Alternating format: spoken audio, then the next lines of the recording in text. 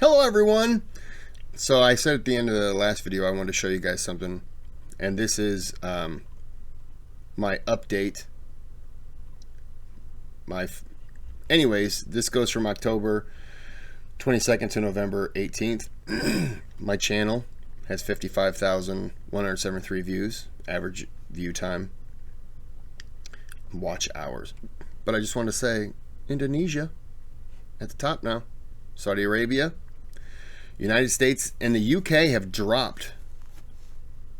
I'm not loved in my own country. I mean, they're third place. But Malaysia, Algeria, Egypt, Pakistan, India, Morocco, Bangladesh. I just love to say Bangladesh. France, Canada, Tunisia. Is this supposed to be the correct spelling of Turkey? Because I just spelled it Turkey. Germany, UAE, Jordan, Kuwait, Iraq, Netherlands. I'm just kind of giving everyone a little view. This is crazy to me. 21 people in Bosnia. They've watched my videos. I don't even watch my videos. But anyways, just wanted to share that, and we will get back into Dr. Roy. And remember, we were just talking about Mr. Algorithm. That wasn't his name, but I went back 48 seconds. Now back to the video. This is part 7. And he would listen to all the political conversations inside, pretending that he's tending to the roses or something. But in reality, he was writing it all down. He's going to ask really strange questions, questions that maybe not many folks had asked before. So when the Persians made their empire, they did something completely unexpected, completely bizarre. When you would get conquered by Kurosh the Great or subsequent Persians, you weren't subjugated, enslaved. You became a partner of the empire. In other words, you were in a good place being conquered. It wasn't that horrible, which is strange because that's usually not how it is. In fact, Kurosh insisted on the diversity being held up. If you go to Persepolis, Takht Jamshid, if you go to Persia, I went in 2002. It's fantastic. Good luck getting a visa.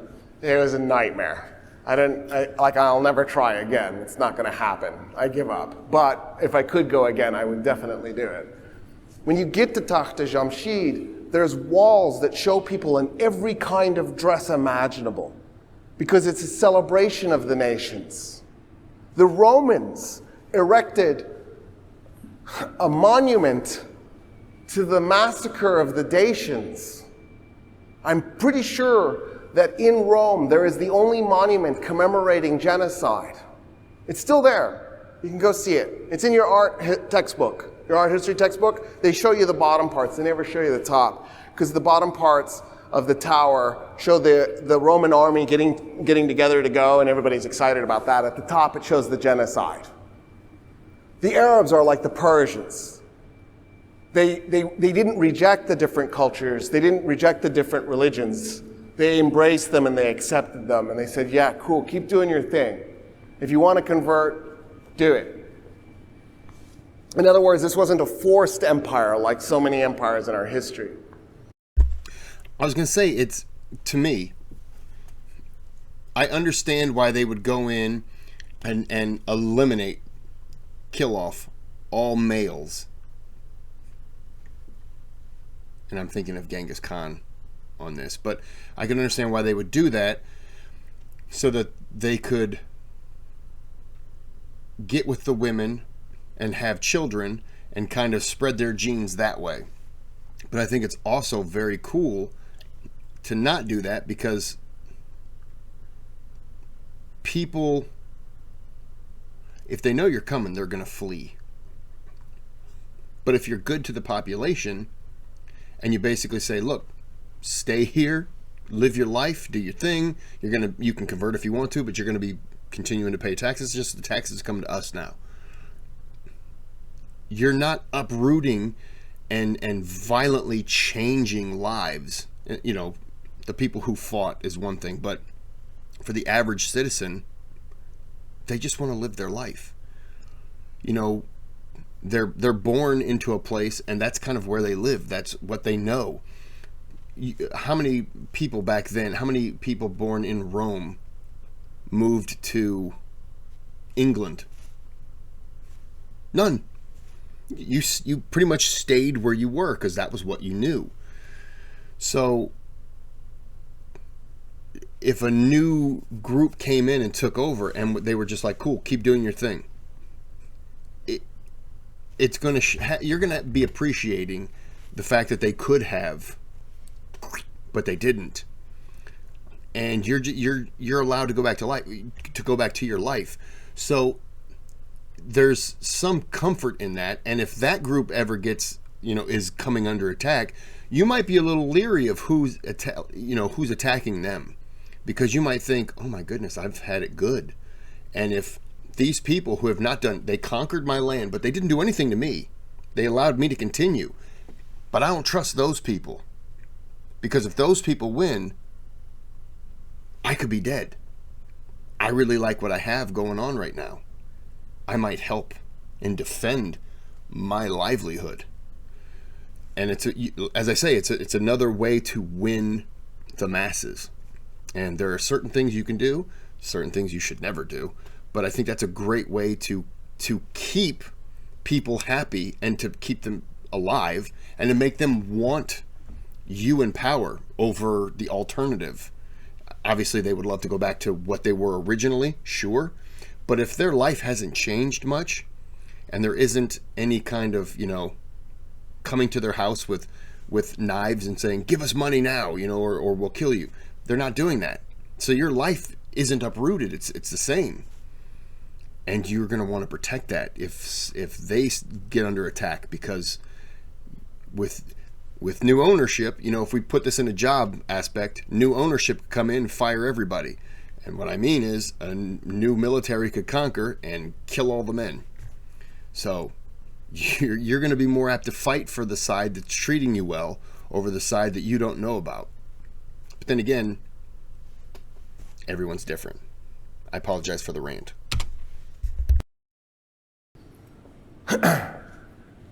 Al-Farabi asks a question, though, that throws everybody off. Because, if I say you're tolerant, that doesn't mean you love the other guy. We should be a tolerant society. That's a really low bar, right? Tolerant is, the world would be better if you weren't here, but I guess I'll tolerate you. That's not especially amazing when a person says, I'm tolerant of others. What I think would be really amazing is if you said, I really love others. That's a different level. And Al-Farabi asks that question, and he does it in a way that makes everybody uncomfortable.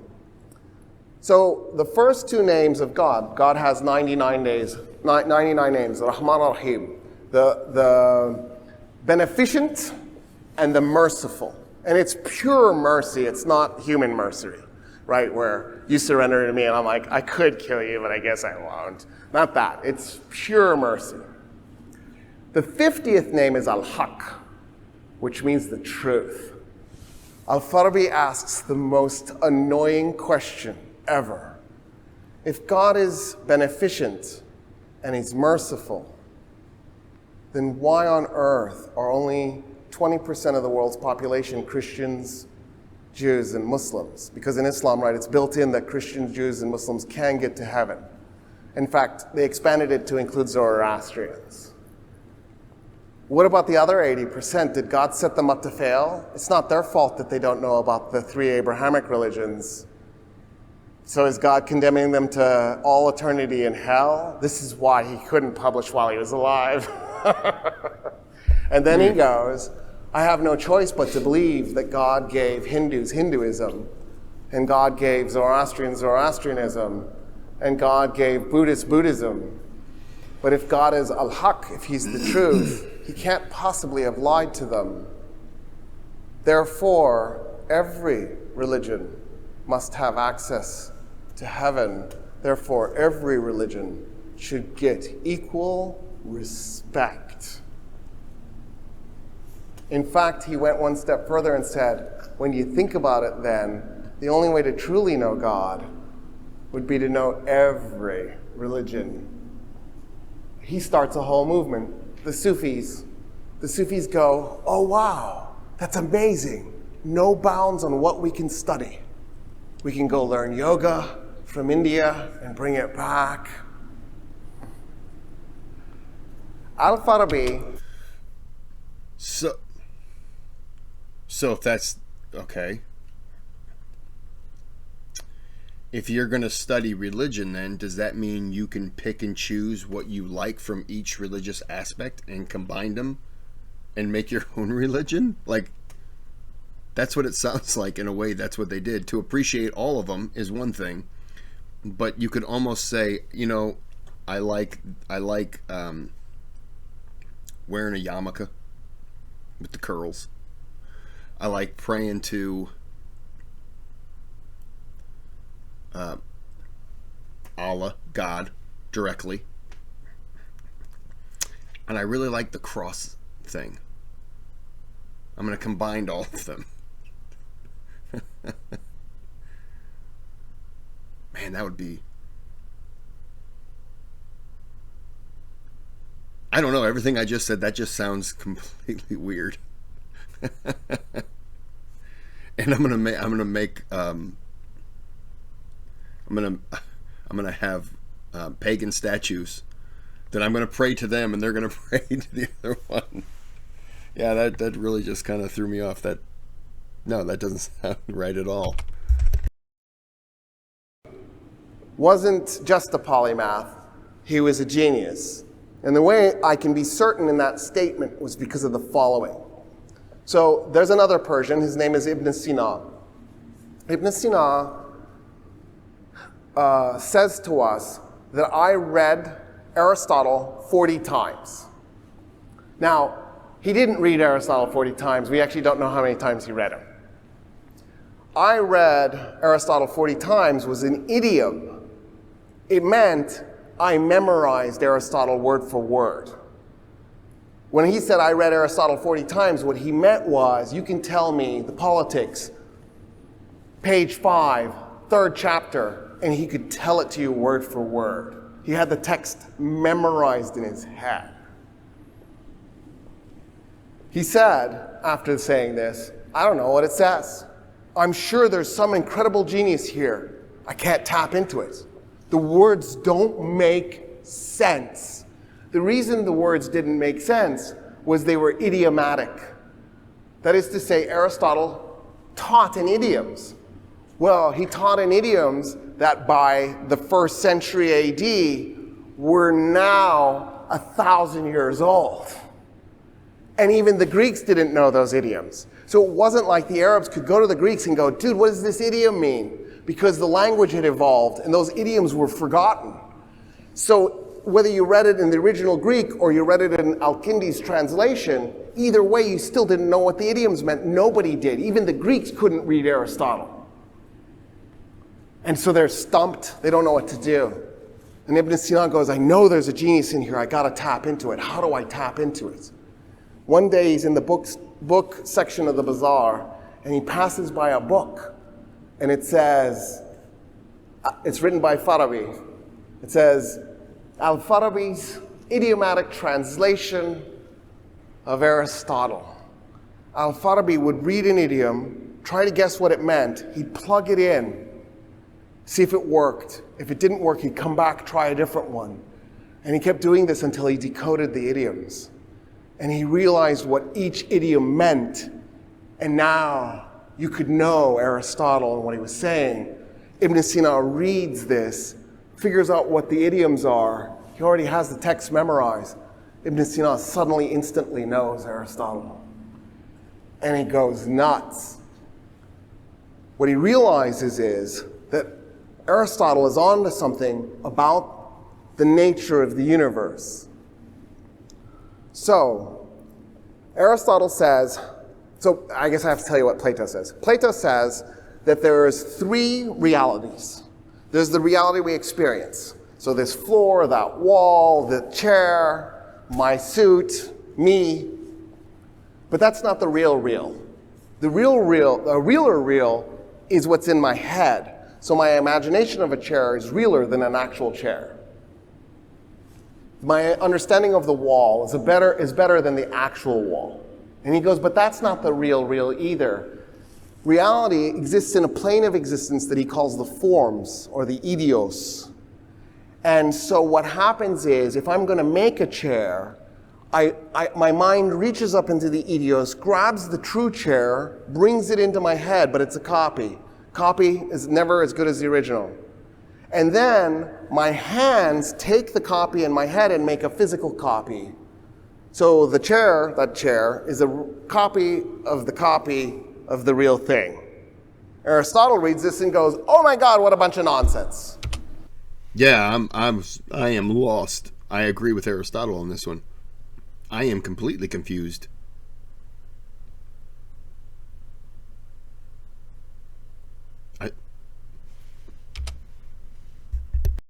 What even is that? It's nonsensical. Aristotle says, no, the chair is a collection of essences. This chair is black, so it has black essence. It's plastic, so it has plastic essence. It's shaped in a specific way. It has chair essence. That a thing is a series of... I jokingly called him Mr. This is getting weird.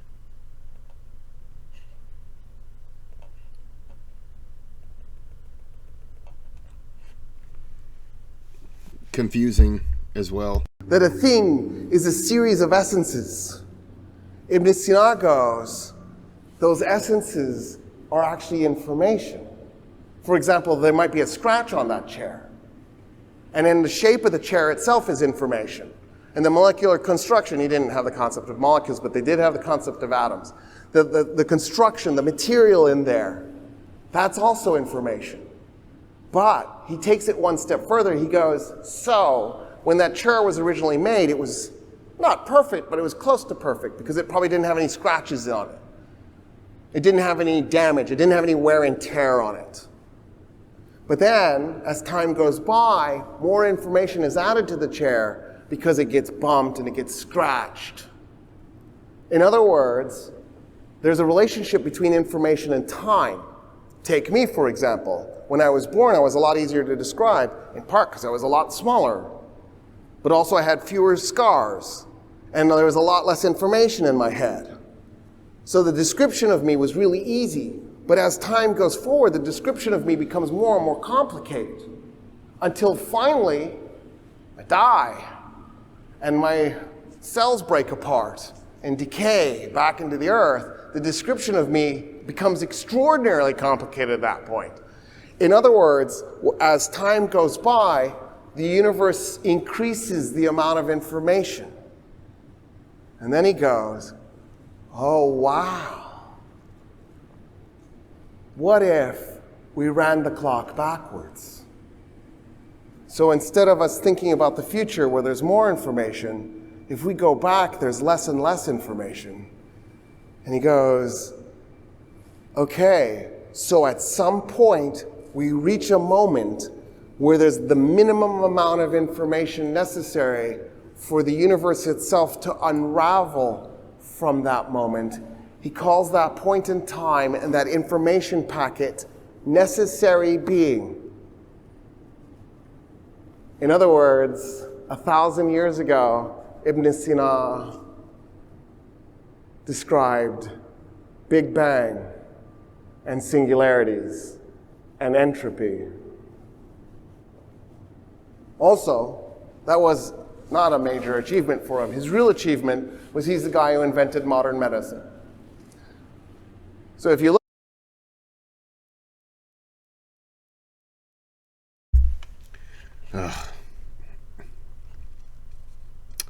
This one is a bit more confusing. And yes, I'm going to get YouTube Premium. Don't worry. So if you look him up, it'll say the father of modern medicine. Some of you will get confused and go, I thought Hippocrates was the father of medicine. Yeah, because you're forgetting, I said modern, I didn't say medicine. I said modern medicine. Until Ibn Sina, medicine looked like this. There was disease, and the way disease affected you, but was based on, did you eat fish and drink milk? And did a black cat walk in front of you? Was Jupiter in alignment with Saturn? If so, when disease hits you, you're going to bleed from the eyes and have uncontrollable bowel movements. Ibn Sina walks up and goes, this is nonsense. What are you talking about? There isn't disease, there's diseases. They're all different, and they have different transmission vectors. So one disease, you sneeze on it, you get it. Another disease, you touch fecal matter and you get it. Another disease is bloodborne. Another disease comes by insects. Another disease comes from rats. In other words, what we need to do is we need to think about the transmission vectors. In his book, here you go, Kanun Tib. Kanun means law. Q-A-N-U-N. So if you're in physics and they say you need to read the canon, C-A-N-O-N, not C-A-N-N-O-N, means law because it's an Arabic word. You're using an Arabic word. Qanun is Q-A-N-U-N. It doesn't have to be, but that's how I'm spelling it. It could be with two O's. So, The Canon of Medicine is the book he writes. In it, he includes hundreds of cures. We still use a bunch of those cures today. In Europe and the Middle East, his book is still necessary reading in medical school. But that's not what's interesting about him. Here's what he says. He says, you know what's better than all these cures I stuck in here? Prevention. I was just about to say not getting sick. Your goal is not to get the disease to begin with. If you can not get the disease, that's way better than getting the disease, risking dying and getting cured, and then dealing with the side effects of the disease later. That's why he's the father of modern medicine. He's that guy who said interrupt the transmission vectors. So when I was taught this in school, I was taught that Semmelweis, the Hungarian, figured this out. Yes, Semmelweis, the Hungarian, figured it out again 800 years after Ibn Sina figured it out first. Ibn Sina had a contemporary. His name was Ibn al-Haytham. Actually, for the record, neither guy was actually called Ibn Sina or Ibn al-Haytham. Their names were shockingly similar, and so it's hard to keep them apart. Abu Ali al-Hassan, Ibn Abdullah, Ibn al-Haytham, I think is Ibn al-Haytham, and then Abu Ali al-Hussein, Ibn Abdullah, Ibn Sina. So we just went, screw it, we're just going to use the last parts of their names, which is like their grandfather's name, and we're just going to reject the rest of it so that I don't have to remember which Abu Ali I'm talking about, and we can move on. So, Ibn al-Haytham was from Iraq, he was from Basra. He ended up by the way, Al-Farabi actually was a student of Ishaq after Baghdad was created. That became the repository of knowledge. Baghdad was the center of it all. And Ishaq was a Christian Arab. And I just thought I'd throw that in there because I want to make sure that I didn't ignore the fact that this isn't just a Muslim project. This was also a Christian, and for that matter, there were Jews involved in this as well, because this was a tolerant society that embraced the differences and allowed them to thrive. And so Ibn al-Haytham goes to Cairo, and he starts working at Al-Azhar as a professor. Al-Azhar was a brand new school. And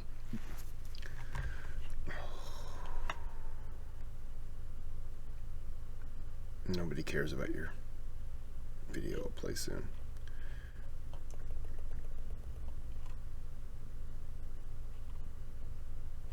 Come on. Come on. Nobody cares.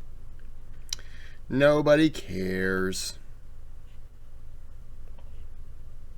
I'm going to end this shortly. School and mosque. in a brand new city. Cairo is like the baby of the Middle East. It's only 1,000 years old, which is a joke for age, right? Everybody's like, oh, Cairo, so young. It's such a noob. And so Ibn al-Haytham is right there at the beginning, and he writes a book, which in 1021 is the Book of Optics. We think Ibn al-Haytham wrote 120 books. We have 30 of them. We're missing 90. Of the 30 that we have, they're almost all on mathematics. He was a mathematical genius. He started doing calculus before anybody. So, yeah, sorry, it wasn't Leibniz or Newton. It was Ibn al-Haytham. He's the guy who came up with the scientific method. So when I was a kid, I was taught it was either Galileo or it was Francis Bacon. Galileo maybe did something cool with cannonballs at the Leaning Tower of Pisa. I don't know. Galileo Galilei, I mispronounced his name. It's probably apocryphal. It probably didn't really happen. But if he did do the cannonball thing, that's all sorts of fun. Because you just say, look out below, and then he drops cannonballs. And the reason he did it was he was trying to prove whether or not Aristotle's assumptions about the heavier object will hit the ground first was true or not. And of course, they saw the two objects hit the ground at the same time. He had a solid cannonball and a hollow cannonball. So if Aristotle was right, the solid one would hit first. Aristotle wasn't right. Well, but he was kind of, but that's too complicated. We don't need to do that. It turns out it is true. The heavier object will hit first. It's just the cannonballs relative to the size of the Earth. Who cares? So the only way you can measure the heavier one hitting first is if you had lasers sophisticated enough to pick up the nanosecond difference between contact. In other words, if I had an object the size of the moon and an object the size of Mars, and I ran them towards the Earth, the Mars-sized object would hit first. But anyway, that's because of the way gravity works. So it was Ibn al-Haytham. He had a 6-step method for the scientific method. He's the guy who figured out the lens. I'm very grateful. Every day I wake up, I go, thank you. And I put them on. He reinvented the camera obscura. Lao Tzu invented the world's first camera obscura, but his material was just largely destroyed and not enough of it made it through. Ibn al-Haytham reinvented the camera obscura. During this time period, actually before this time period, around the year 800, the Arabs invented modern agriculture. The way they did that was they de-peasantized the population of farmers that they had inherited when they conquered the Persian and Roman empires. And they created private property with the hope that then the peasants who were now free, who now owned their own land, could do whatever they wanted to with it. They would experiment and they'd figure out the best ways to do agriculture instead of just doing the same old thing over and over again. In other words, the incentive of profit motivation might trigger something, and it does. One of the things that they figure out is crop rotation. They're the guys who invent that. They also realize don't keep planting the same crop over and over again. What if there's a blight? What if there's an insect plague? You're reliant on one food, makes you dangerously at the mercy of that food. And so you need to have diversified crops. So one of the things the Arabs did was they went around looking for new things to grow, and they're the guys who start the coffee industry. They take these beans that they find in Ethiopia that they realize they can do something with, and they bring them to Yemen, and they plant them in the province of Yemen named Mocha and start the coffee industry. They also realize you can pack fresh food on a ship and send it to the other side of Asia. All you had to do is pack it full of ice. And so they were sending fresh food to China and India by packing ships full of ice. They had plumbing.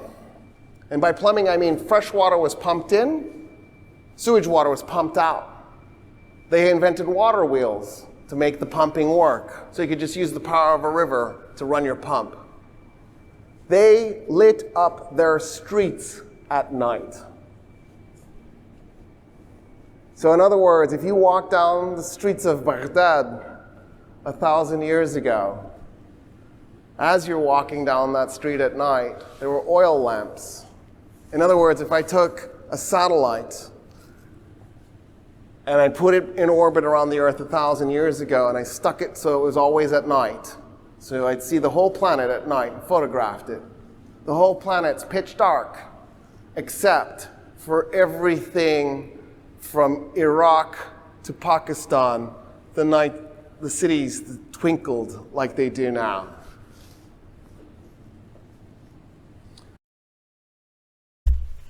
Interesting. That's pretty interesting. That would be wild to see on a satellite picture, just to see how dark everything is, and then you see these little specks.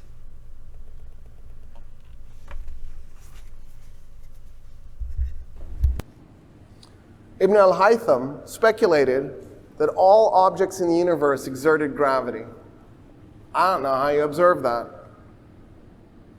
I mean, I get that the floor is exerting gravity over me, but he said all objects. How is the wall pulling me? I don't experience that. He also said light has a finite speed and it travels in waves. His book of optics was 1021. This was 1,001 years ago. They dabbled in psychology. Ibn Khaldun comes along. Ibn Khaldun says, it's okay to read history, but you need to be a skeptic. Historians lie. Don't believe everything you read. Don't read Herodotus and take him at his word, because he's a liar. We need to think about what he's saying and ask why is he saying what he's saying. He also says we should have a systematic study of politics and sociology and demographics. In other words, he's the inventor of the social sciences, including their little separate categories. In other words, he's the founder of political science. Maimonides is a Jewish Arab from Spain. He laments the death of Hebrew. So Hebrew died harder than Latin died. I can learn Latin. I can learn the vocabulary, and I can learn the grammar, and I can have a conversation with you. When Hebrew died, they lost a lot of vocabulary, and they lost the grammar system. They kind of vaguely knew what the grammar system ought to look like because they had holy texts, but it wasn't enough. It wasn't enough to reconstruct the language. It wasn't enough to learn it and speak it. So here's what Maimonides did. He realized that Hebrew and Arabic were very close cousins, maybe brother and sister, actually. So he took Arabic grammar, he studied it until he understood it. He took Arabic grammar, he took the Hebrew vocabulary that they had from the holy text, he plugged it in, and then whenever he was missing a word, he just grabbed the Arabic word and stuck it in. And he brought Hebrew back, which is unbelievable. Name another language that was resurrected from death. I don't know of one. Languages die, that's it, they're finished. Except for Hebrew. That's that time period. Okay, this was about a 25-minute video. I'm going to end it here. I just didn't want to interrupt some of the stuff. The next video, I'll just run the rest of it. Be under 20 minutes, and we'll just knock it out. So we're going to end this here. There's a thanks button. You can donate to the channel if you'd like. You don't have to. All donations are appreciated. Let's see. You can subscribe. I think it's like 80%. 81% of the people who watch my videos aren't subscribed. There's also a bell you can click. It lets you know when I've dropped things. They say. YouTube says. I don't know. Give a thumbs up. That helps. If you don't want to donate, give a thumbs up. If you want to give a thumbs down, you should know that 'tis the season, the holiday season. YouTube is running a big sale, and it is buying the address to the people who give thumbs down.